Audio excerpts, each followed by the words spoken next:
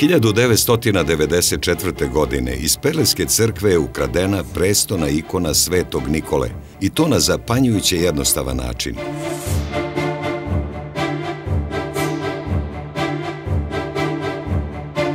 Zvonar je otišao da zvoni za jutarnju službu. Vrata crkve ostavio otvorena, lopov je sačekao da se zvonar popne na zvonik i polako ušao u crkvu.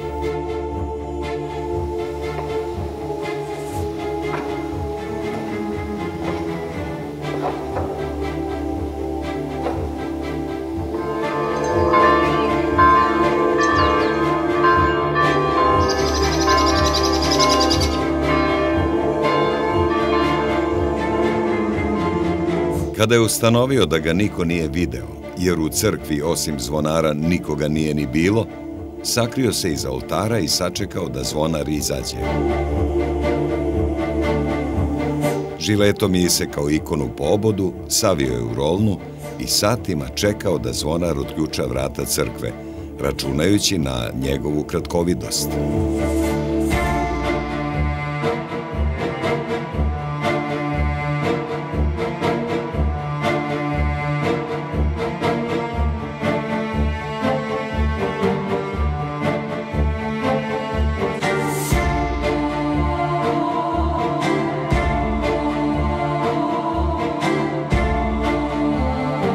Predveče je došao zvonar da oglasi večernje. Ništa ne sluteći, ostavio širom otvorena vrata, zagrmeo zvonima, a lopov je nonšalantno izašao sa slikom od neprocenjive vrednosti. Tek sutradan je primećen nestanak ikone sa oltara. Policija, metež i štampa su mnogim meštanima po prvi put otkrili da je tu ikonu, kao i ceo oltar, radio jedan od najvećih srpskih slikara, a samo je na njoj bio potpis Uroš Predić.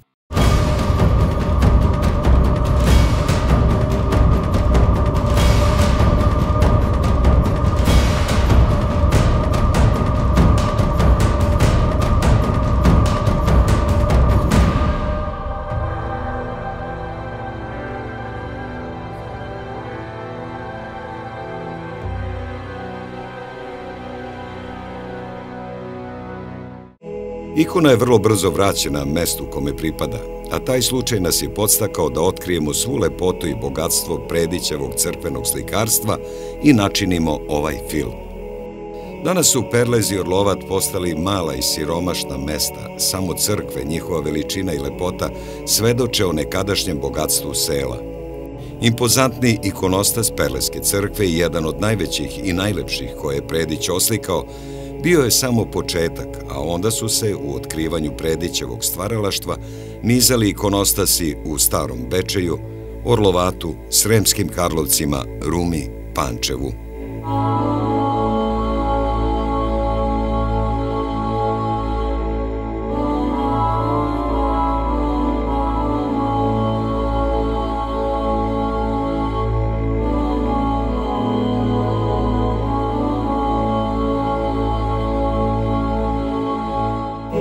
S kraja 20. veka široj javnosti je ovaj veliki slikar bio poznat kao autor Kosovke devojke, Vesela braća i još nekolicine slika. Nažalost, njegovo crkveno slikarstvo ostalo je neotkriveno i danas. Osim malobrojnih stručnih krugova koji su se bavili time, broj radova, njihova lepota i vrednost su nepoznanica za sve nas. Profesor Miodrag Jovanović posvetio je dobar deo svog života izučavanju ovog dela stvaralaštva Uroša Predića. Uroš Predić je bio ne samo dugoživeći čovek i aktivan umetnik, tako reći, do posljednjeg dana. Njegov opus je vrlo raznovrstan. Da sad ne ulazimo u njegove žanr motive, u moralizatorske motive, u istorijsku tematiku. On je osluškivao šta se srpstvu dešava i svojim zemljacima. Posmatrao je svet oko sebe, portretisao ljude, ali je bio veoma posvećen crkvenom slikarstvu, bio je vrlo tražen, on je odgovarao na te zahteve. Predić je 1867. sa 10 godina naslikao svoju prvu ikonu, Arhanđela Mihajla, i potpisao je Ovu sliku kasnije otkupljuje Beogradski narodni muzej. Njemu je već tada bilo jasno da će mu slikarstvo biti životni poziv. Na sreću, roditelji mu nisu pravili problem oko toga i uz njihovu punu podršku Predić, nakon završene Pančevačke realke, kasnije gimnazije koja nosi njegovo ime, 1876. godine odlazi na likovne studije u Beč. 9 godina ostaje u Beču, postigavši značajne uspehe, u koje spada oslikavanje Bečkog parlamenta. Dakle, jedan mladi Srbin koji je bio na putu da dobije profesuru, da postane asistent, dobio je da radi zidne slike u toj zgradi Carevine. Pokušavao sam da utvrdim šta je sve to Predić uradio, bezuspešno. Taj deo zgrade bio srušen u bombardovanju u Drugom svetskom ratu. On napušta mesto asistenta na opštoj školi slikanja, a razlog tome je prihvatanje ponude da za crkvu u Smederevu naslika ikonostas. Ovaj posao mu je mogao doneti dovoljno novca i mir koji je njegovom karakteru bio potreban, jer Predić je bio miran, povučen čovek, blage naravi, bez želje za slavom i bogatstvom. On je već kao student akademije jednostavno napustio ta kafanska druženja naših studenta, jer je rekao, on ne voli te razgovore pune svađa, pune politike, politiku posebno je ona nije interesovala. Njegovo antologijsko delo Vesela braća, koji ima podnaslov Žalosna i majka, otkriva Uroša Predića kao moralizatora, kao nekog ko vodi računa o ljudskim manama. Možda je baš ova njegova osobina i doprinela da veći deo života provede kao ikonopisac, iako to nije želeo, niti je sebe ikada nazivao ikonopiscem, a još manje je želeo da ga drugi savremenici tako shvataju. Oni to čine u neznanju ili namerno, možda i zlonamerno, pisao je Predić i dodaje. Danas smatraju ikonografa više kao majstora zanatliju koji ne ide uporedo sa svojim dobom, već radi po pravilima ikonografa, starih zografa. Baš zato što ja ne radim tako, ne mogu me zvati ikonografom, iako ja poznajem pravoslavnu ikonografiju i idejno sledim njenim shvatanjima, ali formalno odstupam od drevne ukočenosti, unoseći prirodnost u moje slike koliko god je to moguće. Ovakav slikarev stav dovešće do mnogih polemika u učenim krugovima toga doba, ali i pored neodobravanja mnogih, on uspešno nastavlja svoje bavljenje ikonopisanjem. Do Predićevog oslikavanja ikonostasa Smederevske crkve ne dolazi jer izbija rat sa Bugarskom, a novac za oslikavanje crkve Smederevska opština potrošila je na lečenje i negovanje ranjenika. Već 20. septembra, odnosno 2. oktobra po novom kalendaru 1888. godine, Predić je stavio potpis na ugovor sa Starobečejskom srpskom pravoslavnom opštinom. Ikonostas Starobečejske crkve će biti sticajem okolnosti prvi koji će Uroš Predić privesti kraju. Ponuda Starobečejske crkvene opštine da izradi ikonostas, njemu je sasvim odgovarala u tom trenutku. Predistorija sklopljenog dogovora vodi u 1886. godinu. Starobečejci su se obratili Odboru za umetnost Srpskog učenog društva sa molbom da im preporuči Srbina koji bi zaslužio da dobije slikanje ikonostasa u njihovoj crkvi. Iste godine 1886. dolazi do polemike oko toga ko i kako treba da oslika crkvu u Nišu, koja je te godine bila završena, ali ne samo oko nje, pokušavalo se doći do nekog opšte principa. Arhitekta Svetozar Ivačković se zalagao da se slikanje ikonostasa ne poveri jednom umetniku, jer bi učešće većeg broja umetnika dovelo do plemenitog nadmetanja, kako on kaže. Posao bi bio brže gotov, za godinu i po umesto za više godina, izbeglo bi se i monopolisanje koje znatno smeta srpskoj umetnosti, ometa iznalaženje novih talenata među mladim ljudima. Ova ideja nikada nije zaživela u praksi, pa je i za Starobečejsku crkvu raspisan konkurs, a dobitnik i potpisnik ugovora postao je Uroš Predić.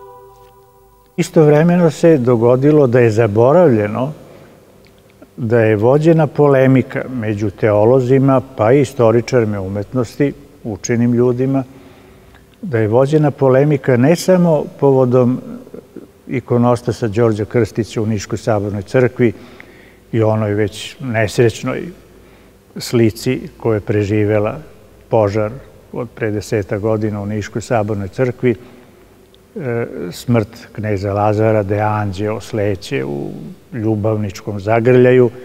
Dakle, velika jedna polemika je nastala o pravoslavnosti u srpskom zidnom živopisu, a da se gubilo iz vida, to moramo priznati, da je trajala istovremeno ili malo kasnila, ali trajala više godina, polemika upravo o pravoslavnosti Predićevih slika u Starom Bečeju.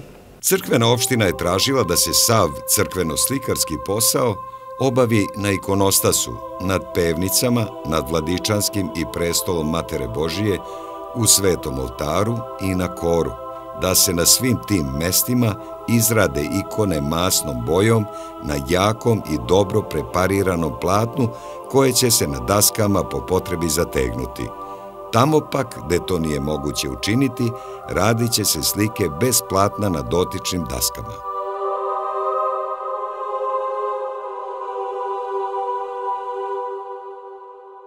Predić se obavezao da posao završi najduže za 5 godina, od 1. marta 1894. godine.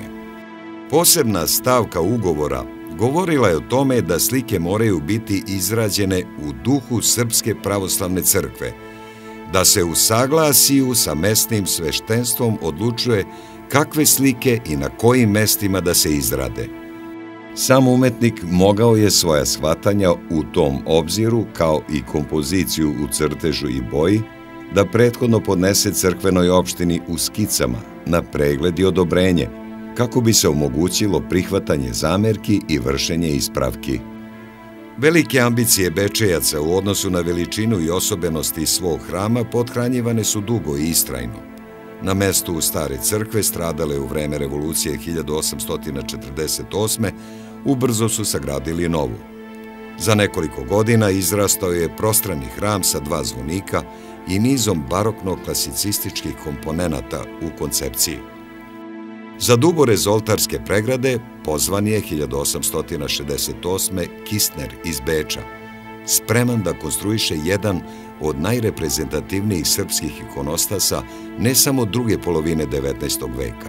Nakon izrade ikonostasa protekla je još jedna decenija u prikupljanju novca kako bi se angažovao i slikar ikona. Mada se s razlogom veruje da su slikari prestone ikone najčešće završavali kao poslednje, Predić je sa njima otpočeo 1889. rad za Bečejsku crkvu. U svojim spiskovima naveo je da su to ikone Svetog Đorđa, Djeve Marije, Isusa, Svetog Jovana i Svetog Nikole.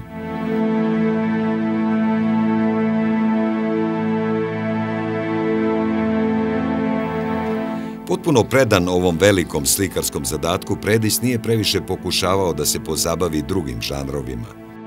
5 godina je trajalo slikanje bečejskih ikona, po veštini i zrelosti likovnog izraza, jednakih onome što je prikazao u drugim likovnim formama.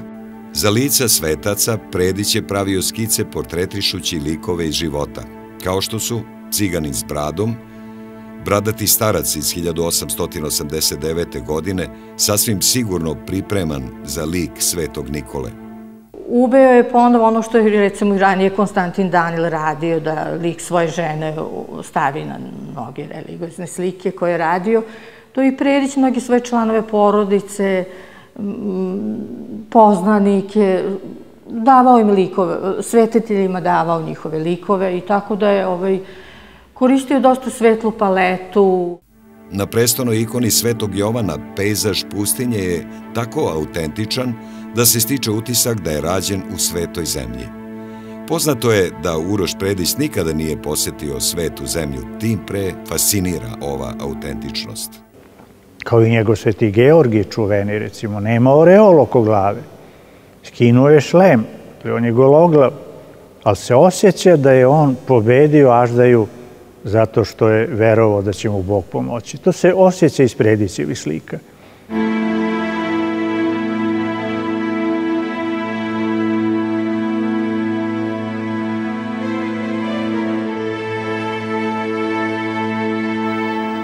U prikazu Tajne večere, Jerusalem kao da se ne tako direktno nazire iz prostorije.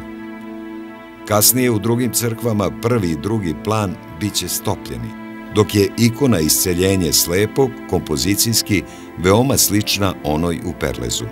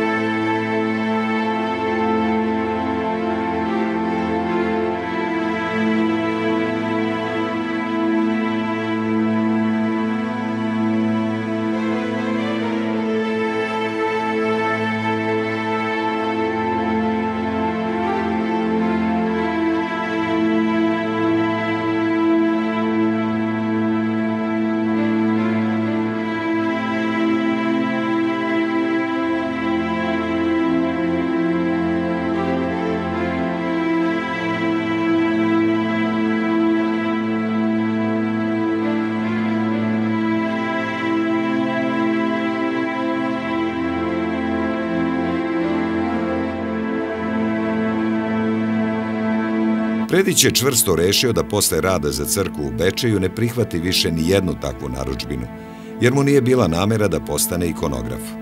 Ali prilike u njegovom životu su se brzo menjale, te je morao da se odriče mladićki težnji, prilagođavajući se sili okolnosti.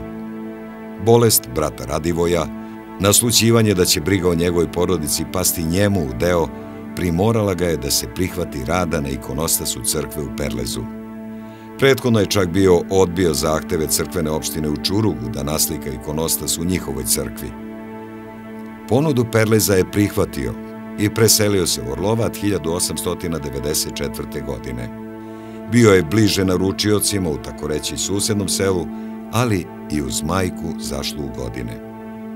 Ostao je u rodnom mestu do njene smrti, uobličivši jedno razdoblje od 15 najboljih godina svoga života, oslobođen obaveza varoškog života, uveren da mu je ispunjavanje čovečanskih dužnosti davalo dragu naknadu za napuštanje svih mladalačkih ambicija.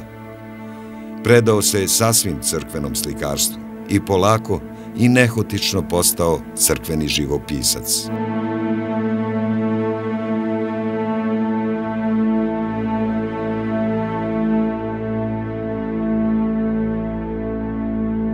U letopisu crkve pod datumom 20. septembar po starom kalendaru 1899. godine stoji da je dan ranije u Perlez došao tadašnji vladika Gavril, kako bi osveštao novonastali ikonostas.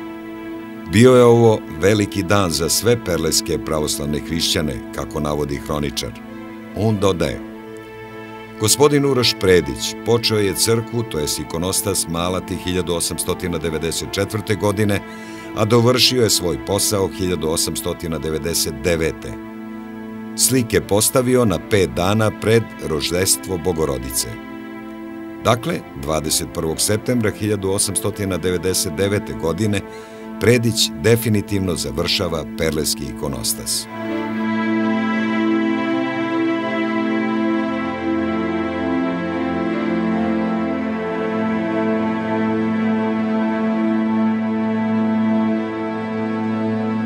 Mnogo je mesta u perleskom ikonostasu gde su izražene i tekakve mogućnosti da se spektrom boja, igrom reljefnih namaza i lazurnih dodira postigne bojano bogatstvo neretko udruženo i sa efektima iznenadnih svetlosnih prodora.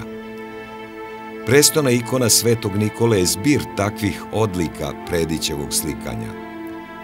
Najčešća slava kod Srba bio je i motiv u kojem je Uroš Predić posebno pokazivao svoj dar za izobražavanje odeždi i u gotovo svakoj ikoni iznova se na nov način pozabavio ornamentima i dekorativnim elementima. U Perlezu i Grgetegu, recimo, pokazuje vladanje svim zakonima kolorističkog slikarstva, ali suzdržano, bez impresionističkog prenaglašavanja. Odežde su takođe sa posebnom pažnjom oslikavane i na ikonama Svetog Save. Ispod ikone Svetog Nikole na perleskom ikonostasu se nalazi kasnije često ponavljan motiv stišavanje bure, koji je ovde ostvaren sa izuzetnom ekspresivnošću likovne obrade. Stišavanje bure se po svojoj dinamičnosti izdvaja od ostalih Predićevih slika. Uzburkano more, savršeno pogođenih nijansi, uhvaćeno je u nekoliko slobodnih, sigurnih poteza četkicom. Prestona ikona Bogorodice kao da je zamenila mesto sa onom na Bogorodičinom tronu, kao Bogorodica bezgrešnog začeća, na polumesecu i okrunjena zvezdama. U lakoj potrazi za sitnicama koje obogaćuju mizanscen, dovoljno je uočiti žižak u uglu pozorišne inscenacije Vaskrsenja Lazara. Štampa je pratila Predićev rad u Perlezu. Cenzor Dragan J. Ilić je zabeležio izlaganje 6 ikona u Sremskim Karlovcima između 15. i 17. maja 1897. godine. Bile su to predstave velikih praznika: rođenja Hristovog, bogojavljenja, preobraženja, vaskrsenja, vaznesenja i duhova.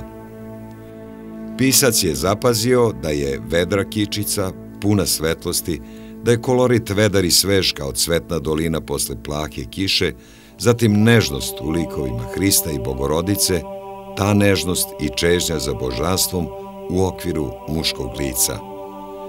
Unutrašnji efekt, jednu psihološku radnju, prelom, gde se duh deli od zemaljskog i prima na sebe nebesko obeležje. Taj psihološki moment uhvatio je Predić u preobraženom licu, pisao je cenzor.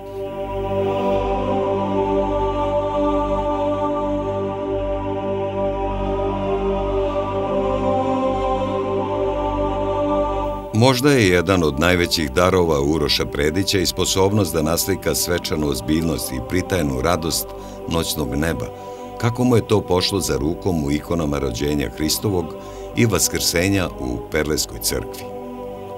U Perlezu je Uroš Predić, pored ikonostasa, naslikao i mali ikonostas za Hristov grob sa predstavama stradanja Hristovog.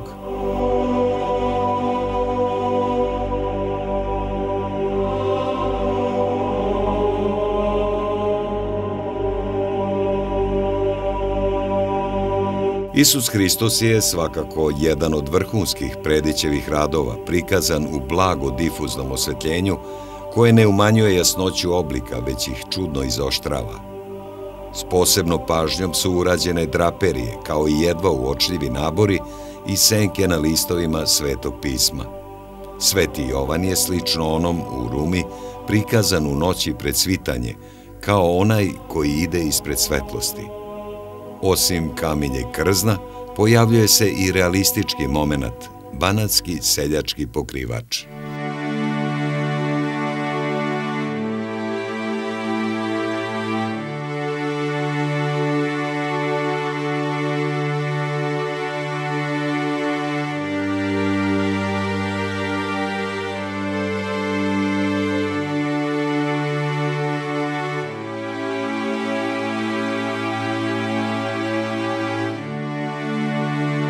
Ikonostas kapele Vladičanskog dvora u Sremskim Karlovcima ima isturen srednji deo, sa uvučenim bočnim krilima gde su severne i južne dveri.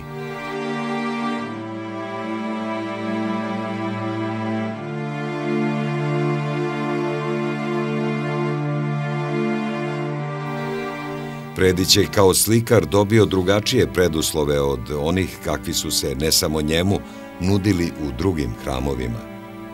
Pre svega, oltarska pregrada nije zagušena spletom pozlaćene drvenarije.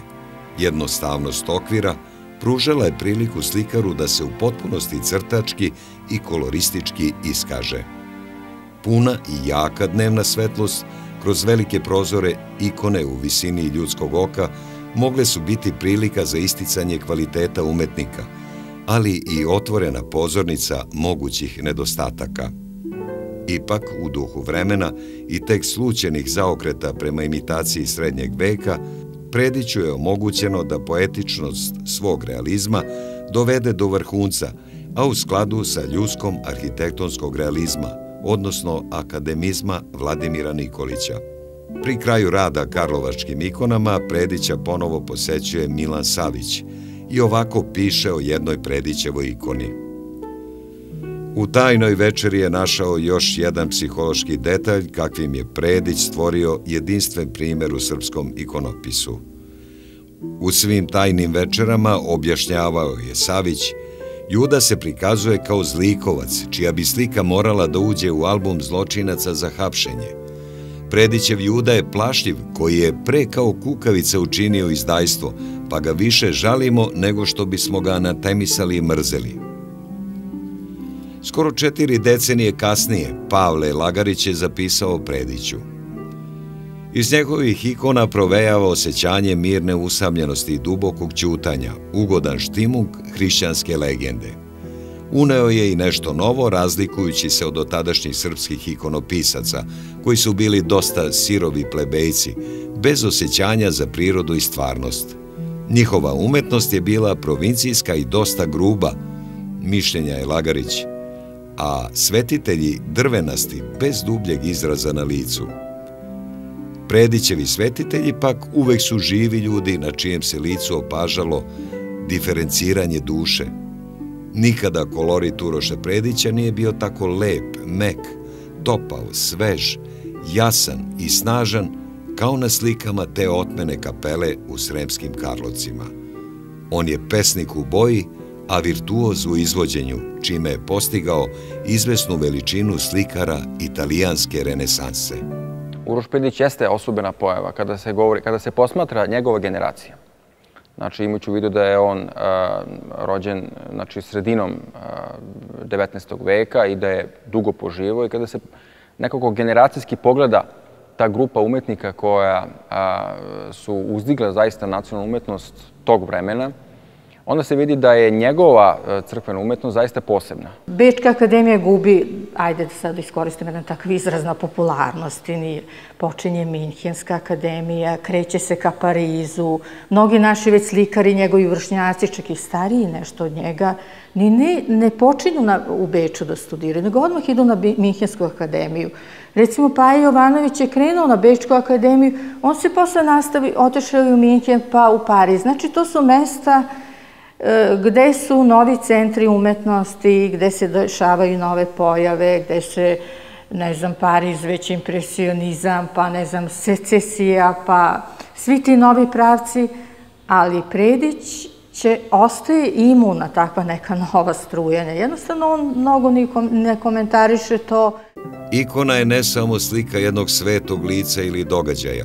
Ona je stvarno kao predmet jedna sveta stvar, jedna vrsta fetiša koja krije u sebi čudotvorne moći, ma kako je slika neumetnička, primitivna, čak i nakazna. Moje crkvene slike nisu postale u nameri da se pobožni gledalac njima moli, tražeći od njih neku nadzemaljsku pomoć, već samo imaju zadatak da dirljivo prikažu jedno sveto lice ili događaj koji će gledalcu živo predočiti jedan prizor i pokrenuti njegovu dušu i saosećanje, uzneti ga od briga i nevolja svakidašnjice ka nebeskome i večnome, višim silama koje upravljaju sudbinom čovečanstva, pisao je Predić. I bio je u pravu. Kada stanemo ispred njegove ikone, ostajemo nemi u svojoj zadivljenosti umećem ovog slikara, ali i prožeti pobožnim mirom koji nas dugo posle ne napušta i kada okrenemo glavu ka svakidašnjem mukotrpnom životu.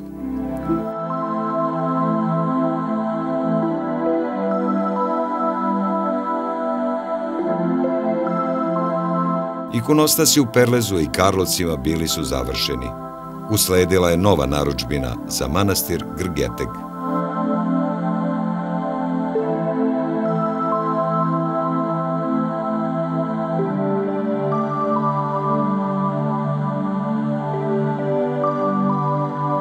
Barokno-rokajna oltarska pregrada iz druge polovine 18. veka sa ikonama Jakova Orfelina morala je da se zbog oštećenja ukloni. Delo jednog od prvih studenata na Bečkoj akademiji zamenjeno je ikonama srpskog umetnika pri kraju spiska bečkih đaka, koji se posle studija uspeo i do asistenture na istoj školi. Ne prvi put u jednoj srpskoj pravoslavnoj crkvi arhitekta je projektovao ikonostas od kamena i metala, izazvavši i javno neslaganje. Umesto više od 2,5 konstruisanih ikonostasa pomoću imitacije mermera na mramoriranom drvetu, ovde su nosači od kamena, a pozlaćenu drvorezbariju zamenilo je kovano gvožđe.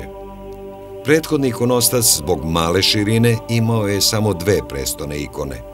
U nameri da ih, kako je uobičajeno, bude 4, na novoj oltarskoj pregradi cela središnja zona, po pravilu namenjena scenama velikih praznika, dobila je prestone ikone. Na insistiranje arhimandrita Ruvarca u malim medaljonima našli su se ikone srpskih apostola prosvetitelja. U liku Svetog Jovana Zlatoustog, kao i u mnogim drugim, Uroš Predić uspeva da u zadate okvire drevnog ikonopisa unese konkretan lik, isto onako uverljivo kako je to u Kijevu pošlo za rukom velikom ruskom slikaru Viktoru Vaznjecovu u predstavama svetih otaca. U pozadini Svetog Jovana urađen je samo prvi plan pejzaža na zlatnoj površini.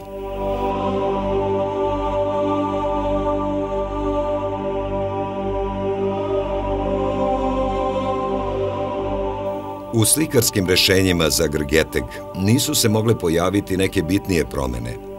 Prestroga i pogrešna je bila ocena da je na grgeteškom ikonostasu zavladao hladan, pozno-nazarenski ton, pojačan istoricizmom ornamentike izvedene u metalu. Trebalo je otkriti da se Predić prilagodio celokupnom istorističkom preuređenju grgeteškog hrama, što je mogao samo umetnik velikog znanja. Grgeteški ikonostas bio je završen na vreme, a ubrzo zatim stigao je poziv iz Rume za oslikavanje crkve svih svetih, inače nekada grčkog pravoslavnog hrama.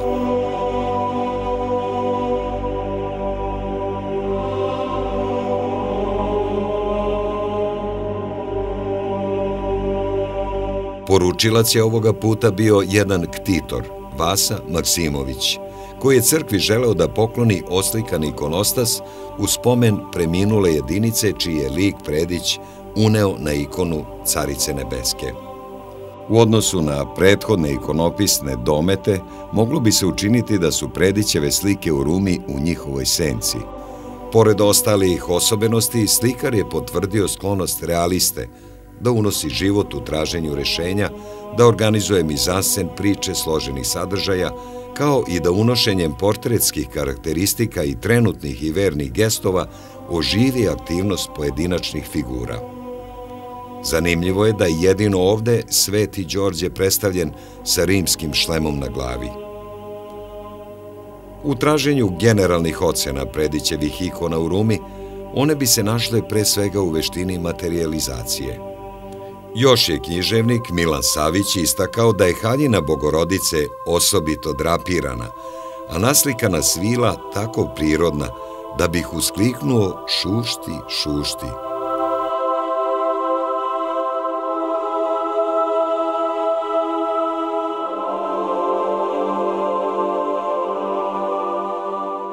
U proleće 1908. Predić sklapa ugovor sa crkvenom opštinom u Pančevu za oslikavanje ikonostasa u Preobraženskoj crkvi, čitavih 30 godina nakon njene izgradnje.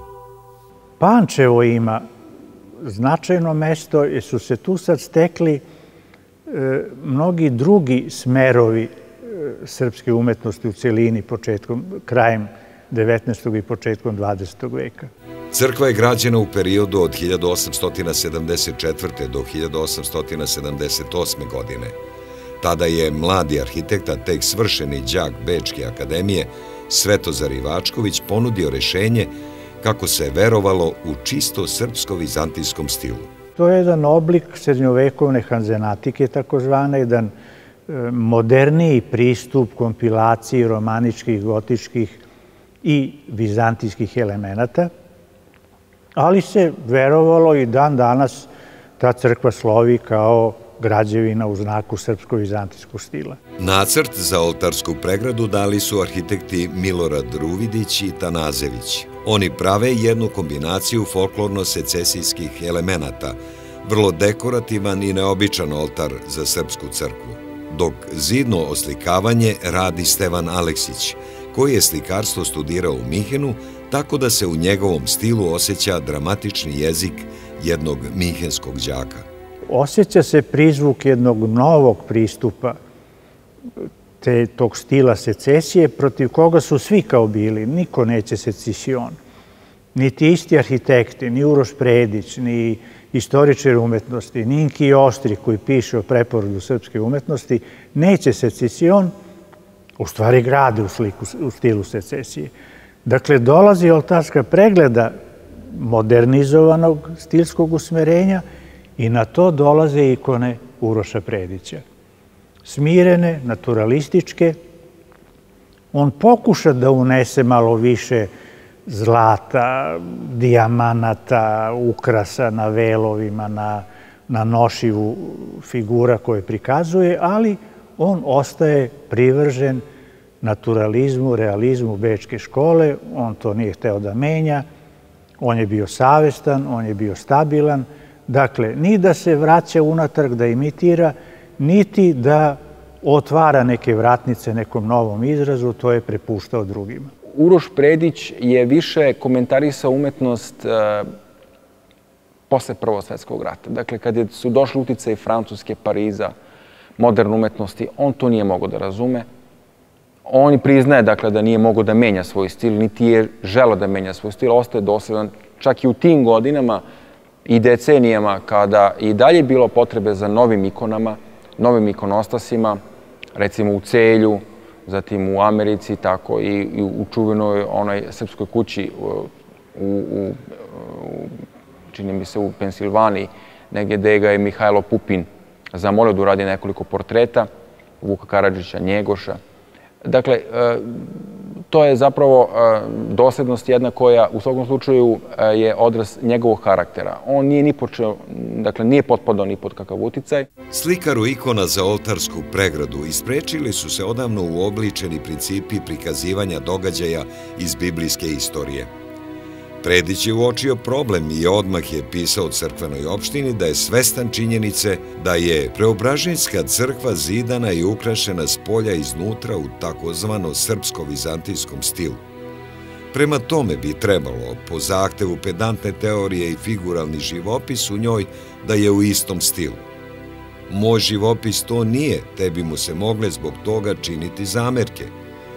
Ništa lakše nego tu pedanteriju zadovoljiti, ponavljajući ropski, bez duha i poleta, bez razumevanja sadašnjosti za koju radimo, ono što su u davna vremena stvorili umetnici u duhu svog doba. A ništa teže nego raditi samostalno, ne prezirući dela naših predaka, nego proučivši prošlost, nadovezati dalje i stvoriti novo po svom osjećanju i znanju, ulažući u svoje delo svu svoju dušu u kojoj se ogleda koliko prošlost kao koren, toliko i sadašnjost kao cvet koji će za budućnost doneti plod. Ustupke vizantijskom stilu učinio je naročito na dvema glavnim prestolnim ikonama, obilatom upotrebom zlata i naglašavanjem bogatstva odeće, da bi istakao njihovu važnost i na ikonostasu.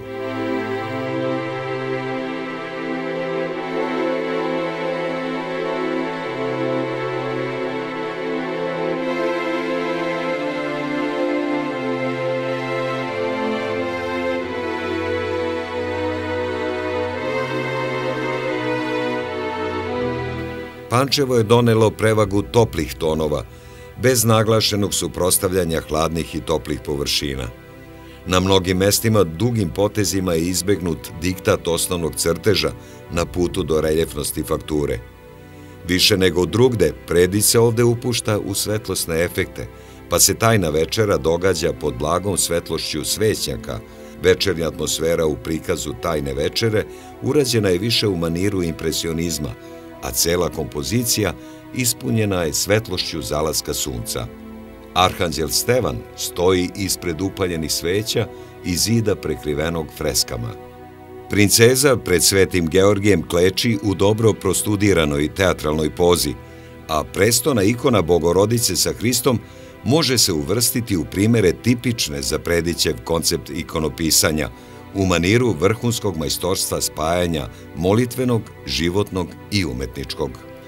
U zanatskom pogledu, pančevački ikonostas nije bio pad u vrednostima, ali perleski i sremsko-karlovački kapelski ikonostas ostaju u zenitu njegovih slikarskih dometa.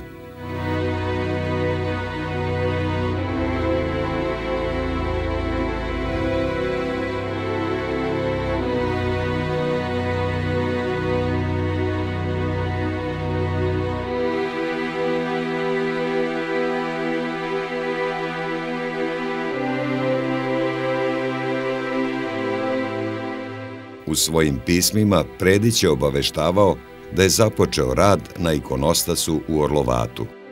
1929. godine ga je završio. Neposredno pred Predićevo angažovanje, Orlovat je dobio novu crkvu. Realizam Predićevog ikonopisa trebalo je da više odgovara novom arhitektonskom sklopu, koji je sličan onom u Pančevu, samo u malom. Oslikavanje ozidanog ikonostasa bio je Predićev poklon hramu, u kome je nekada Bogu služio njegov otac. 3 kompozicije velikog formata ispunile su 1928. godinu, gde je pokušavao da primeni ranije isprobane efekte vodećeg tona, pa je Vaskrsenje Hristovo utopljeno u naglašeno plavetnilo, a silazak Svetog Duha u crvenoj gami izazvanoj plamenim jezicima. Ove praznične ikone su urađene sa klasicističkim pristupom i jarkim bojama koje ipak ne proizvode impresionistički efekat. Lik Svetog Jovana urađen je slično Rjepinovom pristupu izrade portreta. Iz uskovitlanog nanosa boje izranja lik sa upečatljivim izrazom. Na samom početku posla prema spiskovima još 1926. godine najmanji formati sa likovima apostola i proroka bili su mesta najlakših evokacija portretske sigurnosti. Orlovatski ikonostas bio je poslednji koji je Uroš Predić oslikao. Poživeo je još dugo posle toga, nije prestajao da slika sve do kraja života. Mnogi dragoceni dokumenti, ne znam, razglednice koje je slao majci Orlovatu, mnogo iz tih dokumenta upravo saznajemo ne samo o Predićevom radu, nego uopšte o karakteru Predića, o njegovoj ličnosti. O jednom čoveku koji je bio vrlo inteligentan i spada u red naših najobrazovanijih slikara, dakle vrlo obrazovan, jer on potiče iz porodice, rekla bih, obrazovanih ljudi. U svom dugom stvaralačkom životu ostao je veran pravilima starih majstora, istrajao na isticanju crteža, jasnoći kompozicije, pokazujući otpor prema težnjama mladih umetnika školovanih u Minhenu i Parizu. Ali Predićevo mesto je jasno određeno. On stoji rame uz rame sa najodobranijim slikarima svoga doba. Samo zato što on nije pratio, ne znam, neke sve te moderne tokove, ne možemo sad Predića potisnuti pa kazati, a on je bio. On je uradio sjajne slike i mogla bih reći da na nekim portretima, recimo, evo i ovde ovi portreti Stevana Aleksića i njegove supruge koji se nalaze kod nas u muzeju. Vidi se da to nije sad baš tako pedantno samo insistirao na tom crtežu koji je forsirala Bečka akademija, znači dobar crtež, dobra perspektiva, sve to besprekorno, boja je u drugom planu. Vidi se da on nekad iskočio iz te šeme. Celoga života je ostao vezan za svoje rodno mesto. Želeo je da tu bude i sahranjen. Uroš Predić je poseban po tome što je zaista ostavio impozantno veliki opus. On je ogroman, on je velik, on je mnogo radio, on je puno radio. Uroš Predić je preminuo 12. februara 1953. godine u Beogradu, u 96. godini života, sahranjen u Orlovatu, gde meštani i danas brinu o njegovom grobu, svesni njegove veličine. A njegovi ikonostasi, vanvremenski, plene lepotom koju je ostavio za sobom. itekako se ispratio njegov nestanak, odnosno njegova smrt, jer su novine pisale o tome, jer su pratile, bili su feljtoni, reportaže o tome i brojne izložbe koje su upravo i najbolja potvrda i poziv svima nama da još jednom upoznamo i da mi gledamo, da vidimo šta je taj veliki čovjek naše prošlosti i umetnosti želeo da nam kaže.